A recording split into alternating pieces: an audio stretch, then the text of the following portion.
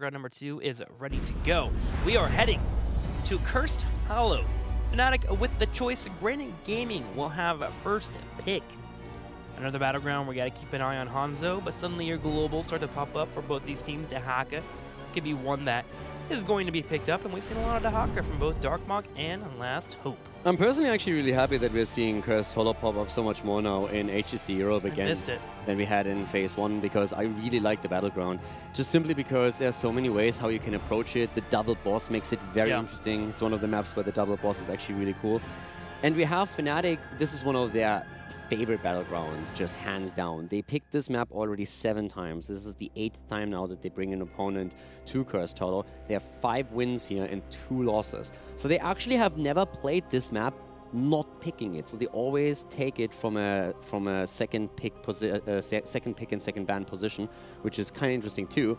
And at the same time, when you're looking over towards Granite Gaming has played 4 times on Cursed Hollow. They won 2 out of those 4 games and lost the other 2. So for Fnatic, it's a home battleground. If you take it here, you are 2-0 in the series, have a fantastic lead, and that's going to make it extremely difficult for Granite Gaming to come back into it. I really like Cursed Hollow coming back too, as you were just mentioning, mostly because the meta's changed a lot on this battleground. We were going through a phase where this map could end in 8 to 10 minutes. A lot of teams would give their first couple of tributes, find a boss play after a pick or 2, and then push down one lane and take the game there. Yeah. We've seen a lot of adjustments on the early game, especially around the first tribute, to have teams find a little bit of poke, and they kind of pseudo look at that first tribute. The idea is that you delay it as long as you can. We've had tributes delayed 2 to 3 minutes just to make sure that 10 power spike in that boss play is not available, which gives us that late game where playing around bosses, playing around tributes becomes a fun pull and push back and forth between the two. A couple of reasons why I really like this map is it's a big battleground, so that already gives you a lot of value for global heroes. Yeah. You have a lot more Dehaka, you have Vikings every now and then coming in, rarely these days, but still an option. Then there's also Abathur to consider. And at the same time, you're not focused on a single spot on the map. There's always something to do. You can contest a boss, or you can take your own. You can go for a tribute, or you can go for a mercenary camp. You can try and get a push. There's always alternatives. You're not forced into a single play. There's always something else that you can try and execute. This is the battleground that I felt really hammered in when we first came into Heroes of the Storm, gosh, 4 years ago. The idea of balancing objectives versus experience, and that's always a fun tug-of-war to watch. Back then, it was actually interesting, because back then you could still, in tournaments, because we had such a small map pool, you could pick a map that was already played as a team. You could pick it once. That actually meant that in the best of 3 series, where the first map was predetermined, we had games that were entirely on Cursed Hollow, all 3 maps. It was pretty fun. Since then, of course, the game has evolved a lot. We have more than doubled the amount of battlegrounds that we have, and tournament rules have therefore changed too. But back then, you could literally have an entire match with only Cursed Hollow games. As a note, the HGC final opening week will be on October 25th through the 28th. Are we gonna dress up, Caldor? Huh? Did we dress up for that? What do you mean? Opening week for HGC? It's 3 days before Halloween. Do we get some costumes in the mix, or? Do we cast on Halloween? It won't be on Halloween. It's 3 days before the final day. Is Baldur back? Do we? Can we? Should we? That's the question. Let us know on Twitter if you think Baldur and Trickslayer, right? Baldur and Trickslayer, yeah. Baldur and Trickslayer. And if you don't know what that is, then for the love of God, ask someone in chat to help you out, because that was priceless. Should we bring it back during opening week? Hopefully Blizzard says no, because I don't want to wear a bald cap. But I need to wear a different style than, like, I liked it the last you time. look but like Abraham Lincoln. It's so fun. Like, I want to have a bit more boy band hair. Like, I don't know, it was a little bit fluff. too serious for me. No. Thinking about bringing the floof back. I need something, you know, to, like, do this one. The what? The hair flip. I can't even do the hair flip. My hair's not that long anymore. Dude, I used to have hair in high school. I nearly threw my headset You gotta be careful with the hair flips, man. They are dangerous. They bring the sex appeal, but they are dangerous. Dehaka taken, in this case, actually, by Granite Gaming. I'm mentioning this because this is a hero that was in more than 50% of the games that Fnatic played on the battleground, one of their first choices. This time, it's taken away from them, though, but they have access to Diablo. And to be honest, with this setup, there is still an option to get Deckard Cain and also Urel, so I would expect Granite Gaming to ban one of them out. About to find out. They have to, right? Yeah, you kind of need to. I guess you could stretch the idea of, all right, well, Urel, you could stretch her pretty thin on this battleground because there is a rotation when you have Dehaka advantage. but Kane would be a solid bet here, just safe. Also, you could on the last pick still go into false dead. It is a risk against Zeratul, absolutely. But we have seen that particular dynamic already played out a few times, also at the Western Clash. So if you have a good false dead player, he can play around Zeratul usually. It is a risk though. But in this setup, Deckard, Kane, and Urel, again completing Diablo, Deckard, Kane, Urel. No team has lost with it yet. There it is. 6-0. This composition, this just simple base of having those 3 heroes has never lost in HGC Europe, as far as I could tell. I went down 4 weeks in the matches, and I couldn't find a single loss on them. Maybe at some point randomly was chosen, but ever since teams started to consciously pick up on how powerful these 3 heroes are together, there wasn't a single loss in the European region with those. The 3 Musketeers, here for Fnatic. Yeah. An old man like Deckard Kane is a Musketeer, and then Diablo. Once a Musketeer, always a Musketeer, until you fall in battle. So who's D'Artagnan? Diablo. 100%. What? They're looking for a Zoro now. They need to have someone that brings a little bit of damage in. Who will it be? Like again, Junkrat. Junkrat is being played a lot right now. Yeah. It's actually also an interesting point, since we have talked, I feel it was towards the mid-season brawl that Junkrat nearly disappeared, and he completely made his way back into the meta. Another one of those heroes that just kind of pops in and pops out, similar to Maiev. Maiev went away for a little bit, but now back, based on the compositions that are popping up for teams, and of course the mobility available to them. I'm actually kind of curious, have we had much Zeratul into this composition? Because that's what I think is the one great thing here for Granite Gaming. They have a Zeratul that, after per Wormhole, can be annoying on this backline. And when you have a Dahaka Burrow coming in too and a Murden jumping in, Raynor should be able to position safely enough to where he's careful on that front line. They might be able to break it, but it's still scary, man. These 3 heroes together. I mean, so basically, your teamfight would then hinge on Zeratul getting the Void Prison on the 3 heroes, Dahaka burrowing into the backline, and Zeratul engaging on them too, and then you have 2 heroes and can jump onto the 2 backliners and try to take the squishy out? Yeah. Is that the way you're thinking about it? Yeah, yeah. I mean, section off the team. Can try and pull it off, but I think it's tough. I think Fnatic has a fantastic draft, and they're going to try and showcase it. Well, let's move into it here on the left side for the blue team. Raid Boss on Zeratul, Memecraft on Raynor, Nande on Murden, Wolfjo playing Malfurion, and Darkmok on Dahaka. It's Team Granite Gaming. And to the right side of the map, we have their opponent, 1-0 in the best of 5. Mena for Fnatic on Junkrat. We have Breeze on Diablo. Schwimpy finds himself on Hanzo with Smaxy on Deckard Kane. And Last Hope is once again on Urel. Diablo, Urel, and Deckard Kane. 6-0 in HGC Europe. Those 3 heroes are absolutely powerful, and this setup just doesn't lose. So let's see how this is going to work out for Fnatic. Are they going to secure the 2nd win on a map that they love to play, that they chose 7 times already in HGC Europe? 5 wins, 2 losses? Or is Granite Gaming able to get the tie? For those at home wondering, why does Caldor keep talking about these 3 heroes? Why are they so strong together? Well, it all comes online at level 4, early in the game too, which is so great about this competition. Some competitions might be late game oriented, blah, blah, blah. But you get the shields in from Deckard Kane at level 4, which can pair well with anyone on that front line. And then Urel moving into her level 4 allows for her to give armor to teammates, thus making her tanky. And while Diablo is just excelling through the game, he's getting those souls coming in, which gives him, of course, a better regen as his health keeps getting going up. So therefore, this front line literally becomes unkillable. And Deckard Kane, by the way, just got bodied. But it's before level 4, so it's fine. Yeah, it's fine. Granite Gaming has to win the game in 2 levels, or it's over with. Yeah, no, but good move here by Granite Gaming, actually. Getting that kill, that was already huge here. But as you just heard, I mean, the setup with those 3 heroes is great. Also, not only because it's so difficult to break through them from a hit point pool perspective, but also because the heroes are absolutely fantastic for zoning.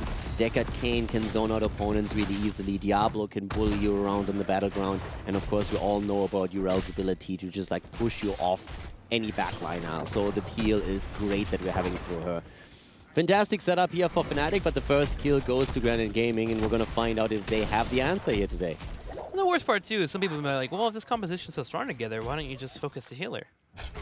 You go to focus Deckard Cain, you dive onto a target that now has armor and cooldown reduction as he's hugging 2 brutal frontline bouncers. Good luck with that. Yeah. Enjoy. It doesn't usually go too well. It does not go too well, and he's laughing at you the entire time. He doesn't even tell you a story. That's how much disrespect he has for you. He tells everybody stories, and he won't tell you one. The guy just won't shut up. It's horrible. Memecraft putting some damage here on the bottom lane. Granite Gaming does break open this bottom lane, which is nice, grabbing that gate and that turret. This will bode well for them post 5 minutes when a boss spawns, and they're able to grab that. But they can push in that lane. So far, nothing major happening for our teams as the first tribute spawns up. Yeah, tribute is down to the bot lane now, so that means that we have the night camp, the siege giant camp to the top lane, doing a little bit more work. The easy camp, as it was called at the beginning of Heroes of the Storm in the alpha and beta. It's still called the easy camp, man. Not officially, right? I think it still says E on top of it. It was just like, it was a couple of times renamed at a point where everybody just, okay, it's night camp and it's siege giant camp, but yeah, it was easy and hard camp in the back in the days. Has it changed? I think it has been changed because there was a time when everybody yelled at you when you called it the easy camp. It's like, why is he calling it the easy camp? It's the night camp. Or like the siege giant camp. I got yelled at that for like half a year. And why is that person yelling so old and tired? He's so exhausted from yelling at you, Caldor. Get it right. Dude, you have to get your outrage right these days. It's really important. It's an art form. You got to deliver on that front. Yeah. You got to change the world for the better. So there's a little strategy. Sorry, you go. No, typical strategy here. Just slowing down, poking, making sure to go for the tribute. This has been the rendition for a lot of teams lately. You can see the minimap, actually. We have the top lane not only together, but we had also a huge amount of heroes clumped up in the mid lane where we had 2 trying to go for Junkrat and attempt to get a kill here from Granite Gaming's perspective. They get the earlier level 7, but this has really been the trend on Cursed Hollow, that the first tribute is stalled out a lot. Stalling it out, trying to dodge out on that boss push later on. You don't mind giving up tributes later on, but you want to make sure they have your heroics available so you don't get ran over. So both teams kind of focus on soaking experience and put 2 to 3 near that tribute, and they poke where necessary. Eventually you'll have a breaking point, and I think that breaking point will come down to Granite Gaming with the Muradin whenever he wants to finally jump in and force the fight, and it will come down to how exactly Fnatic will handle that.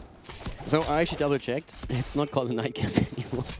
Should have known that. It's the bruiser camp by now. So we went from hard camp to night camp to bruiser camp. I think that was what it was. So what's the easy camp? That's the one that's it's still called siege camp for the siege giants. There comes the Haga drag, and they're going straight for that backline, and that could be the kill, and it is. Hanzo is down. Urel not in the mix. The Haka using the global to burrow down, and then another kill secured for Granite Gaming as they are ahead with 2-0 in the kill count and taking the first tribute too. Fnatic having to be a little bit careful with these engages, especially with the Haka moving in. Trumby just could not move. He was waiting for the CC to fully come on out, and there it is, the bruiser camp being grabbed by Granite Gaming as they attempt to bruise down the middle lane later. Yeah. That'll be hard to do. But it's going to be very easy to siege up the bot lane with a siege camp that is now being taken because those are 2 siege giants. Wow. Yeah, it's like... That will just flow with the rest of this map, man. Can't wait for that. It absolutely will. Boss plays available, though, as post 5 minutes pops up for both of our teams, meaning they are available and ready to go. Fnatic will be able to answer back in the middle lane as the bruiser camp is grabbed there. Granite Gaming will have this pushing forward, but Fnatic should have a solid defense. Just a matter of whether or not Granite Gaming is going to be able to secure that tribute in time. I mean, right now, you're, of course, if you're Granite Gaming, you want to go towards level 10. You want to get that second tribute pretty easily and then take it from there. Fnatic is very likely to just simply give this one up and then fight over tribute 3, but they have to be a little bit careful how they play this out now because it's a small lead for Granite Gaming, but it's still a lead that can be significant if they perfectly hit something with that small time window. What they could do, for example, is go for a boss play, trying to invade something, try to maybe dive underneath the fort. But Fnatic is going to be aware of that, and they already have vision of Reyna down at the bottom of the map. They know where Zeratul is, they've seen Muradin in the mid lane, so they now start to rotate back a little bit because of that level 10, but they are aware that no one can really attack them, and Breeze is anchoring the play at the top lane too. So there's very little wiggle room for Granite Gaming now to get massive value out of that spike. Boss in the bottom left being grabbed by Raynor and Malfury, and Nande up here in the top right with Raid Boss to slow this down. Granite Gaming should be able to finish off the boss soon. That's about half HP. They're going to bring in the Haka too. So knowing that Fnatic starts the boss in the top right corner, they're going to go ahead and secure this, and then they'll be able to rotate up and work on that third tribute. Yeah, big problem, of course, for Granite Gaming is that they're up against the Hanzo here, and Hanzo can just simply get that boss so much quicker. You can already tell that even though Granite Gaming started their own boss first, they are second to take it, simply because they had only 2 heroes attack it in the first place when this all started. Now, Fnatic with the earlier boss and the positioning already towards their top lane, Granite Gaming has a good chance that just simply give this up. They're trying to get the value at the bottom of the map where they push in with the boss. Fnatic is following a very similar strategy up at that top lane, but they still need to make sure that nobody interrupts the tribute channel. And Zeratul is actually there, and he goes in immediately with an interrupt and putting the pressure on this Maxi.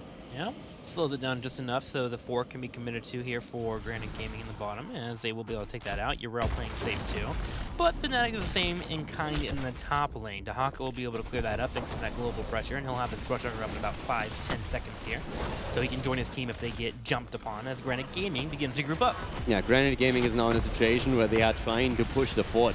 The keep, and they're already going in. If they can get the kill against Last Hope, it would be fantastic for them. Last Hope not committing to his heroic ability, just believes in the power to stay alive. Here comes the arrow, Diablo moves in. Immediately we're seeing Malfurion popping the Tranquility as the Lightning Breath is coming out, but so does the Void Prison. Dahaka not here yet. Riptire gets stopped by the Void Prison. It looks like Granite Gaming is just going to fully disengage away from this fight and allow Dahaka to clear up that top lane. So Granite Gaming holds to get away from the fight. VP had to be used, but Fnatic using a few of their heroics as well to try to get that pick. Yeah, currently, once again, Fnatic starting to really fight back with this. And I mean, we've been talking a lot about this composition with Yrel, Deckard, Kayn, and Diablo, but let's talk about Diablo specifically. Diablo is a hero that we highlighted in the past a lot, especially with Breeze, how strong he is on that hero. And if you look towards Phase 1, the interesting part was that Breeze played very little Diablo because the hero was so oftentimes banned out against Fnatic.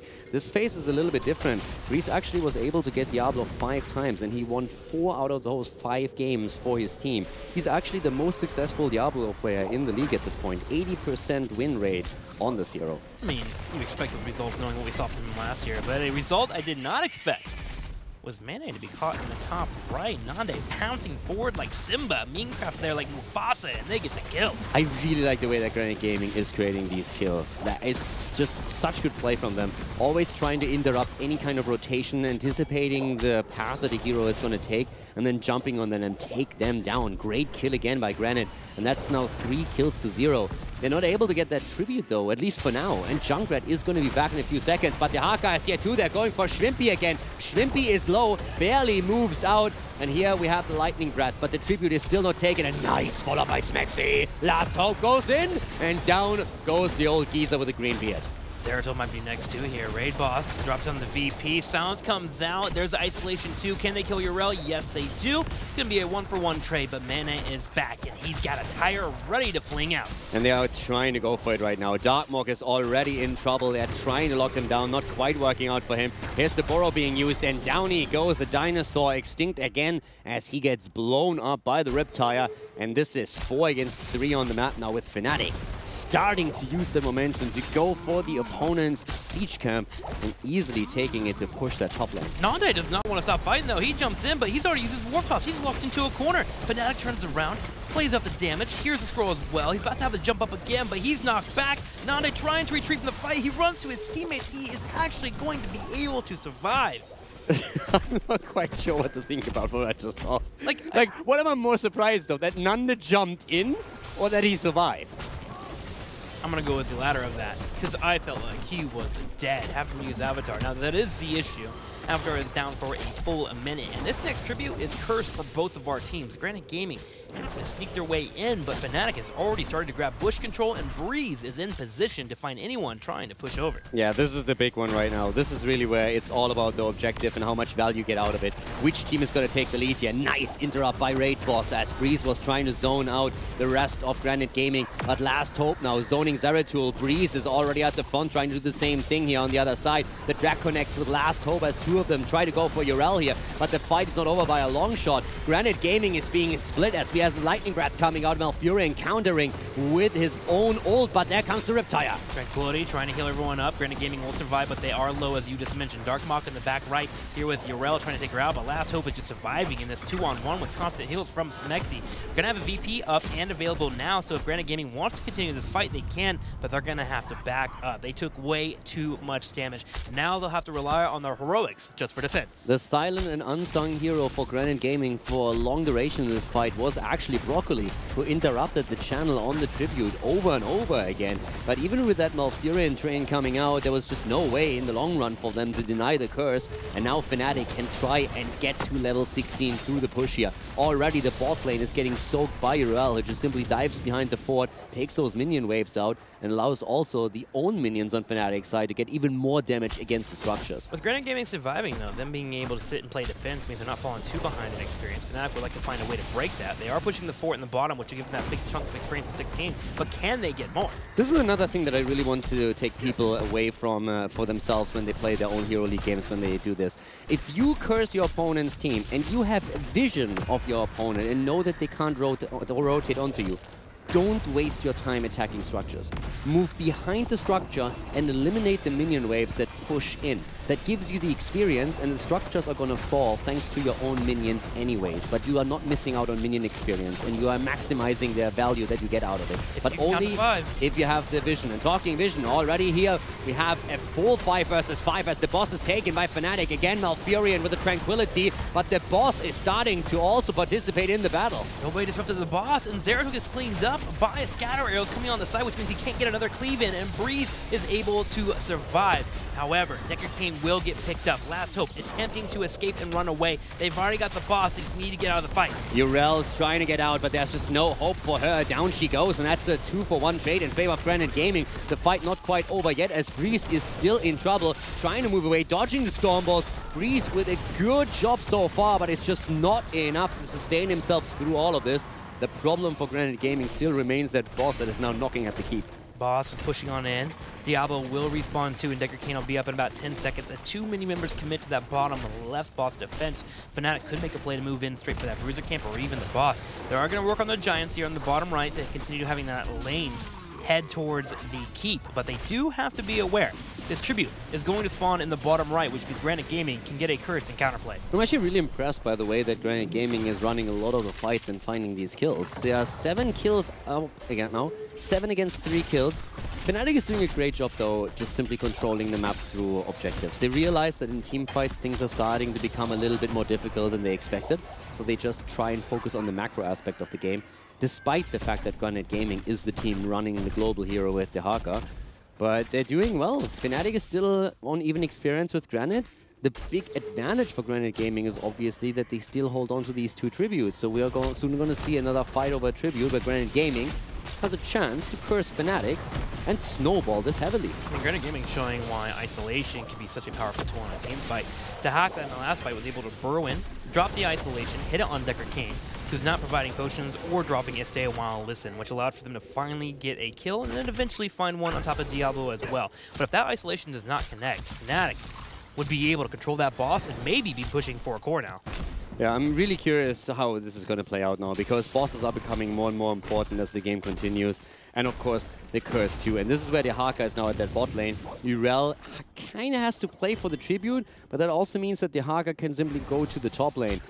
Urel trying to get the tribute, not quite securing it. The drag is in, Darkmog interrupts, and that means we have a 4 versus 4 at that top lane. Granite Gaming breaking the combo of Fnatic again, but here comes Junkrat. Junkrat and that Ripper Air, man. Able to hop around the map as needed. Menace shows up straight down there to help out Urel. Tribute taken by Fnatic. Granite Gaming holds on to a half-level lead, but the tributes are starting to be stacked up again. It was actually a really cool play by Fnatic, using the mobility of Junkrat to rotate down and help Urel out, because the problem was that Fnatic had to spread themselves thin on the map to secure the boss at the top, or at least defend it if Granite Gaming goes for it, but they also needed to secure the tribute. So they had a pretty cool move there. They get the tribute, and there's nothing that Granite Gaming gets in exchange. The only thing they can do is delay the game a bit to try and get to level 20 quicker. Granite Gaming keeping their eyes focused on this boss on the top right, with Hanzo being a factor. You don't want to lose your vision on top of him. But one thing that's also, in terms of a side effect of being stuck here in the top right corner, is that Diablo is not building up into his stacks anymore. Yeah. He's sitting at only 25. He's just not near any minion waves. So Granite Gaming, by keeping attention here, prevents Diablo from getting more tanky. And again, the engage attempt here by Ananda. This time he doesn't find a target since Hanzo already moved away. But I like these aggressive moves that we're seeing from them. It's actually really, really cool. Good zoning now again from Fnatic, but the problem still is, as you said, Breeze doesn't have the hit point pool that he wants in this situation, but it could still be that they are getting the tribute simply because they have such a great position. Granite Gaming want to play this slow, maybe get a couple of interrupts in, but don't really need this tribute. Building towards that 20, you don't want to lose it all now. That's the problem for Fnatic right now, that Granite Gaming has such a huge lead, and this is why Fnatic is now getting impatient and saying, guys, we need to make a play. So they're going for the boss, trying to sneak that simply because they know we have to take a fight eventually. We cannot allow them to get level 20, and Granite Gaming is willing to take it. Ardent Defender comes out right before the drag connects. The drag will hit. Heals come in. Isolation afterwards. Zerel able to back up his teammate, and Zeratul is actually going to get blown up by Junkrat. And they're trying to go for the boss still. It's a 5 versus 4, but here comes the stun, the tongue, and the kill. Urel not careful. Last hope dying here. Huge problem. The boss still fighting, and here comes the stun. Not hitting anyone, but it's all about the boss area. Breeze is going for it, and they are getting it thanks to Junkrat in the stay and while and listen. All on Smexy there to make sure land that stay and while and listen. Arrows coming up at the top left too. He gets locked down. The boss might even get a root in as well. No, Minecraft is able to start kiting away. He's putting damage on top of Smexy. How is Minecraft still alive? The grenades are connecting, but he backs up. Oh, and then we have Malfurion falling. Memecraft surviving, but Mena is already on the case here. Mena wants him, but moves back to take Nanda down. They drop the Haka first, and now we have Muradin falling. 20 is still not there for Granite Gaming as Fnatic is closing the experience gap. Takes down 4. Only Jimmy is in the game, and the boss is moving through the top lane. Fnatic's decision to go for the boss is getting rewarded. Even with Darkbog landing some important tongues, Smexy able to play safe there, provide the heals for his teammates. Also having to stay on wireless and to secure the boss, won them that boss. And now, with a curse available and a second boss, Fnatic can start to put the nail in the coffin. Start the channel on the tribute, get the curse, and push with the boss. Great situation for Fnatic now. 20 versus 20. They take the second boss, the top keep. It is not gonna fall here, but it is taking severe damage, and Fnatic can rotate in at any point and finish the job. But of course, for them, it's about finishing the game here. They want to go through that bot lane, and they want to make sure that this is going to be the 2-0 lead for them in this series. Part of getting a massive amount of kills in that boss also allows for Diablo to get tanky too. He's sitting at a total of 85 stacks, so he is ready and well equipped to push in for this core. The boss is lingering behind, but Fnatic will be able to start moving in. Granite Gaming still has a VP. This is defendable, but they have to pull the trigger now. They're going deep into the area behind the boss, trying to force the fight onto the backline. And so far, it's not quite working out. Malfurion in trouble, and he is just getting wrecked as Hanzo goes in after Breeze makes the engage happen. The second hero to fall is Jimmy, and now the stay and while and listen, keeping Muradin in place as Darkmog is focused next. He drops the boss on the core, and they are just dragging them one by one. Zeratul is dead, and this is gonna be game. Core continues to fall, down to 30, down to 20, but with red health bars surrounding the blue, Fnatic is able to go up 2-0 over Granite Gaming. Great game by Fnatic, but also really well played by Granite Gaming. Yeah. Find the kills, go into the backline, they found targets, they interrupted a lot of rotations. And it was, I would say, towards the end, just the unwillingness to let this boss go. They thought, okay, we have to take the fight. We don't have level 20. Let's go in. And Fnatic just forced a battle where they thought, this is the only battle that we're going to get on even talents. Let's try and make the best out of it. And they take it.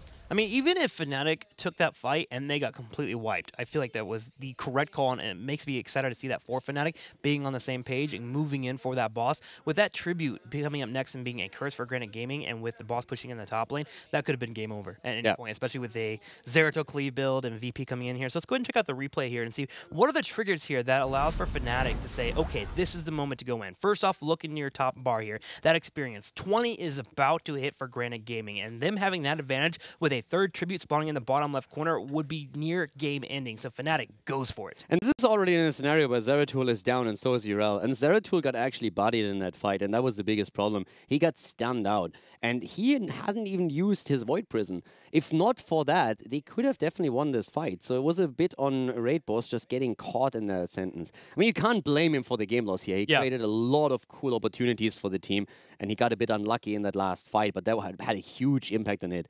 Memecraft somehow survives, but Malfurion doesn't, and once your healer is out of commission, there's very little you can do. Darkmog connected a lot of good drags in this fight. The one against Urel definitely brought them back in a 4 versus 4 situation, but there's just the two frontliners both falling, and Fnatic playing it just too well.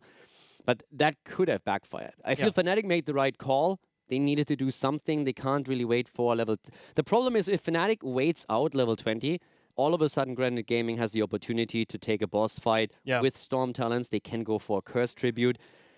Those are just things that you can't allow your opponent to do. So Fnatic had to do something. They had to kind of force the fight. So they go for boss and they say like, okay, either you fight us or you allow us to get the boss. Either way, we're fine. It was the right call to make from their perspective. But that can backfire. That is a call where you're just saying, okay, we need to take a risk. Either it works out for us or we're getting wrecked. Those are the kind of calls that you have to make if you want to be a top caliber team, right? You have to be able to deliver on those. So Fnatic showing that they continue to grow as a team, and they are up 2-0 over Granite Gaming. We'll be right back as we get ready for game number 3.